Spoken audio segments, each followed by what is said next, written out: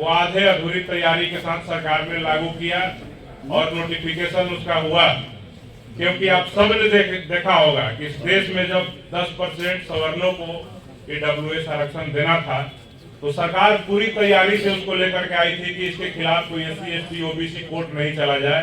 क्योंकि पहले पैरामीटर था कि आरक्षण का जो दायरा है वो 50% से ऊपर नहीं होना चाहिए, लेकिन उस दायरे को तोड़ करके उस सरकार ने पूरी तैयारी के साथ 10% ईडब्ल्यूएस आरक्षण लाया और सबसे पहले लोकसभा में लाया, वहां उनका बहुमत था, वहां पास करा लिया। उसके बाद राज्यसभा में लाया, राज्यसभा में उस बिल को पास करा लिया। और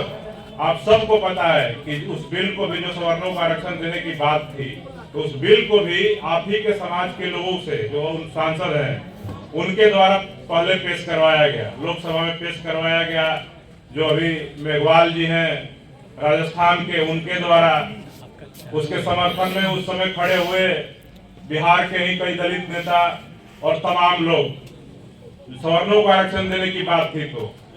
और ये आरक्षण उनको दे दिया गया। उसमें सुप्रीम कोर्ट कुछ भी नहीं कर सकता क्योंकि कानून का रूप ले लिया, राष्ट्रपति ने साइन कर दिया, राज्यसभा लोकसभा से पास हो गया। लेकिन यूजीसी रेगुलेशन जब लाया गया,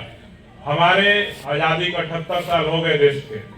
लेकिन 78 वर्षों बाद भी इस देश में आए दिन आप देखेंगे कि किसी यूनिवर्सिटी में, किसी कॉलेज में, देश के हायर एजुकेशन में, देश के मेडिकल कॉलेजेस में, इंजीनियरिंग कॉलेजेस में हमारे बच्चों के साथ उत्पीड़न होता है, जातीय भेदभाव होता है। उनका सरनेम देखा जाता है तो उनका नंबर काट लिया जाता है। उनका भाईभा में अगर गलती से नाम में चौधरी है, पासवान है, राम है, रजक है, तो ऐसे ही उनका नंबर काट लिया जाता है। वो 10 नंबर का अगर भाईभा होगा तो 10 में वो 9 डिजर्व करता होगा तो उसको दिया जाता है 5, 6, कहीं 4, 3 भी दिया जाता है,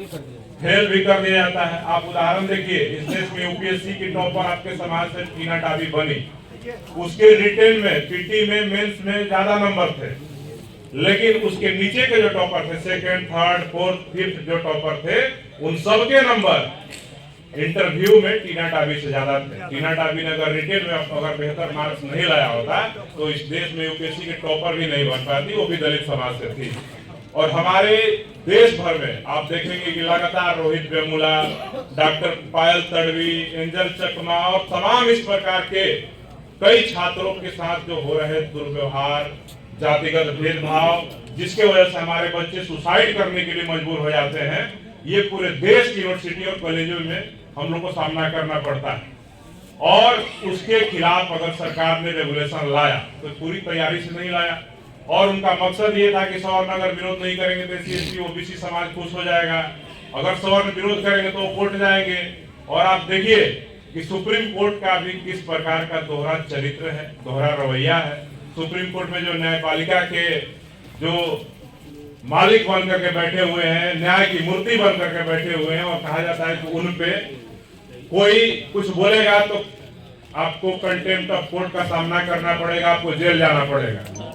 लेकिन आप सोचिए, कंटेम्प्ट ऑफ कोर्ट से तो डरा दिया जाता है सुप्रीम कोर्ट के सुप्रीम बना करके, लेकिन उस संस्थान में बैठे हुए जो लोग हैं, जातिवादी जज, जिनकी मानसिकता ही है कि सिर्फ और सिर्फ एससी एसटी ओबीसी समुदाय के खिलाफ कोई मामला है तो उसको आगे बढ़ाना। आप देखिए वही सुप्रीम कोर्ट है ना, जहां पे एससी के, एसटी के प्रमोशन में आरक्षण, जो हमारे कर्मचारियों के पदाधिकारी थे, वो केस अब तक पेंडिंग पड़ा हुआ है, डेट पर डेट पड़ता है, बहस होता है, लेकिन कभी हमारे अधिकारी कर्मचारियों के फेवर में कोई फैसला नहीं सुनाती है कोर्ट,